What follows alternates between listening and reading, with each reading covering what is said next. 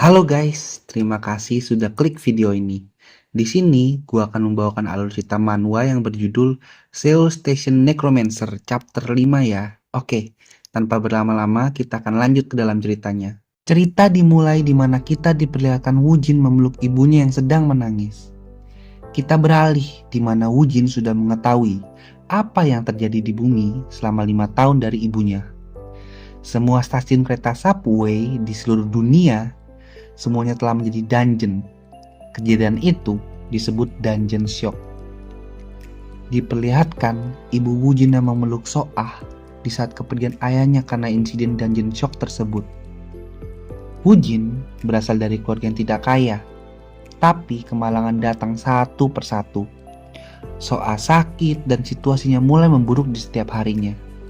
Semenjak itu, setiap hari bagaikan siksaan untuk ibunya Woo-jin. Terlihat Woo-jin sudah berada di rumah barunya. Ibu Woo-jin pergi menjemput Soah dari TK-nya. Woo-jin melihat kamar tersebut dan berkata, "Aku melihat kamar ini dan kamarnya sangat kecil untuk seluruh keluarga bisa tidur di sini. Aku bisa merasakan kesulitan yang dirasakan oleh ibu untuk menjaga keluarga ini sendirian." Woo-jin melihat barang-barang ayahnya sudah di dalam kardus dan merasa bahwa ibunya masih tidak membuangnya. Woo-jin melihat barang itu dengan sedih, karena ia mengerti apa yang dirasakan oleh ibunya. Terlihat ibu Woo-jin yang sudah sampai di rumah dengan Soah. Ibu Woo-jin berkata, "Soah, dia adalah kakakmu, jadi kamu harus menyapanya ya." Soah berkata, "Kakak." Woo-jin tersenyum sambil mengelus kepala Soah dan berkata, "Soahku sudah tumbuh besar ya. Apa kamu masih ingat dengan kakakmu ini? Ketika kamu masih bayi, aku pernah menggantikan popokmu." Soah pun menjawab, "Sekarang aku sudah tidak mengompol lagi tahu." Woo-jin yang melihat adiknya seperti itu, dia hanya tertawa. Ibu Woo-jin mengusap kepala Soah sambil berkata, "Soah, kamu bermain dulu ya dengan kakakmu sebentar. Mama mau membuat sesuatu yang enak dulu ya."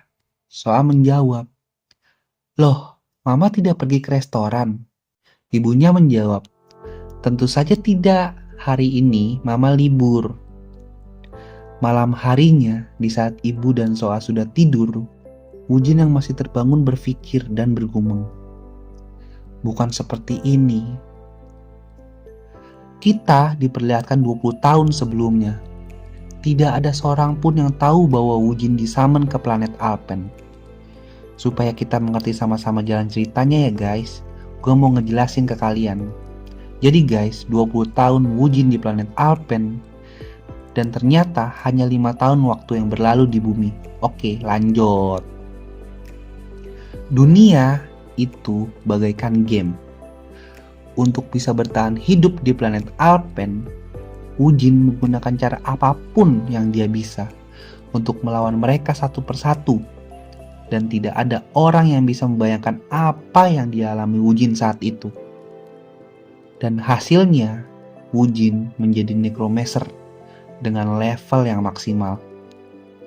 Setelah perjalanan Woo-jin yang tiada akhirnya itu, dia bertemu dengan admin dimensi dan dipulangkan ke bumi tanpa penyesalan apapun.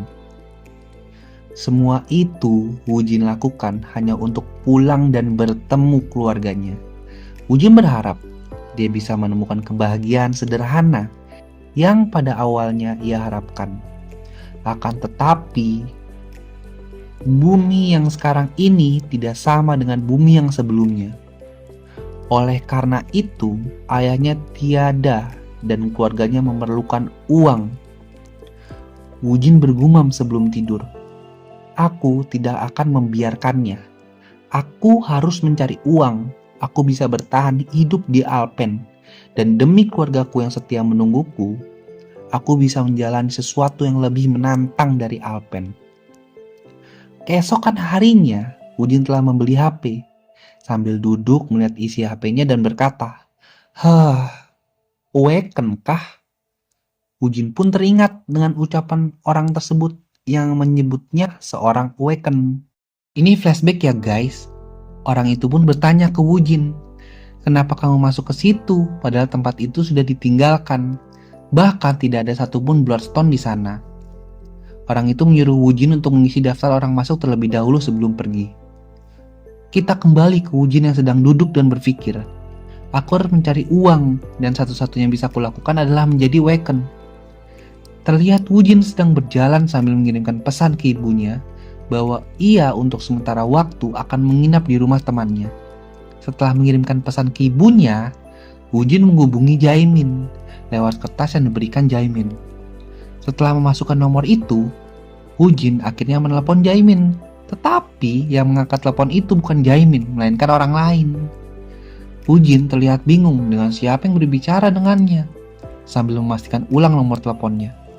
Setelah menyadari bahwa orang itu bukanlah Jaemin, Wujin pun langsung menutup telepon itu dan bergumam, "Dasar Jaemin brengsek, dia ternyata menipuku, kurang ajar."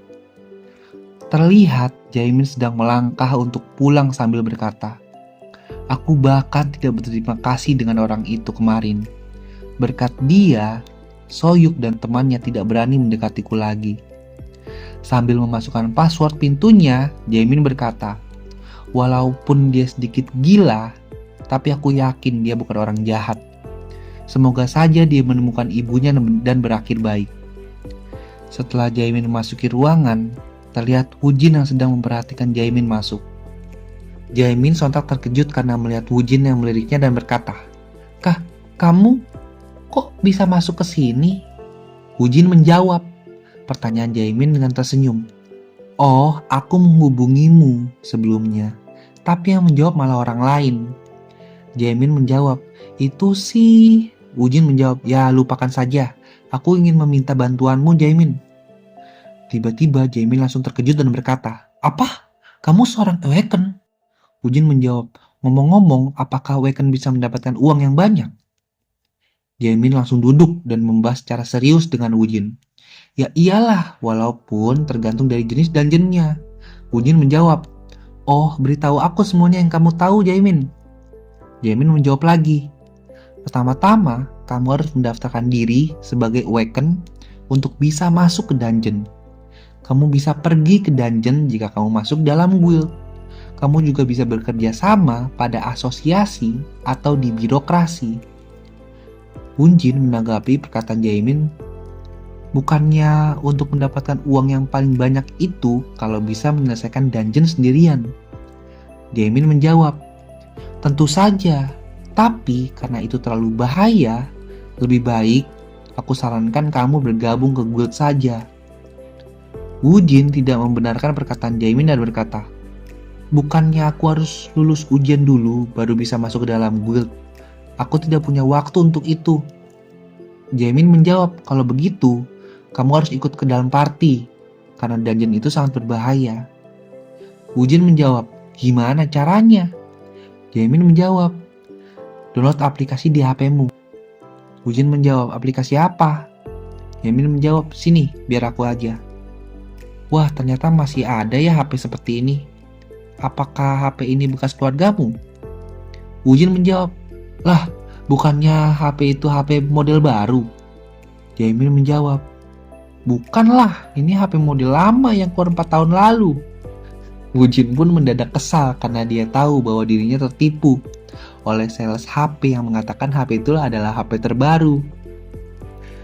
Wujin mengingat apa yang dikatakan sales HP itu kepadanya, bahwa yang paling populer sekarang karena banyak Awaken yang menggunakan HP ini.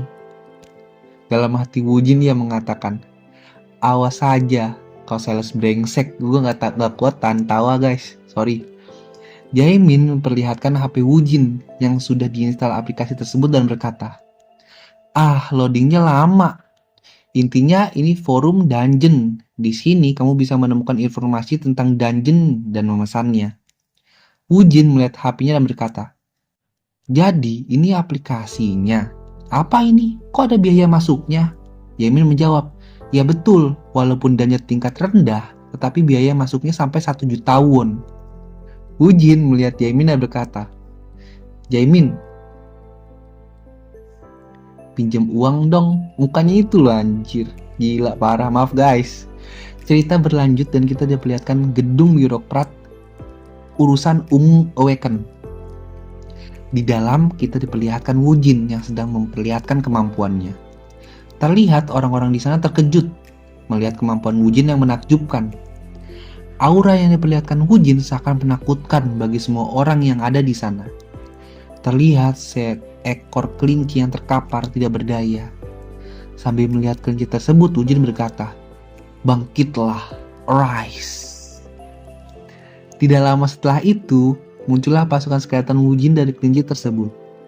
Sontak semua orang yang melihat kejadian tersebut tidak percaya dengan apa yang barusan terjadi. Oke guys, kita sudah di penghujung cerita ini. Mohon maaf kalau gue masih banyak belebetnya gitu kan. Gue masih merintis, mohon dimengerti ya guys ya. Masih banyak kata-kata yang kurang jelas atau bahkan salah. Mohon maaf nih sekali lagi. Oh ya guys, jangan lupa subscribe ya, like dan share ya video ini atau channelnya. Boleh juga, supaya gue bisa lebih bersemangat guys. Itu aja kok yang gue minta, gue gak minta banyak-banyak. Kalau kalian ada masukan atau request alur cerita lainnya, kalian bisa tulis di kolom komentar ya. Terima kasih untuk kalian semua yang selalu support channel ini, sehingga semakin berkembang setiap harinya. Kita akan bertemu lagi di chapter selanjutnya.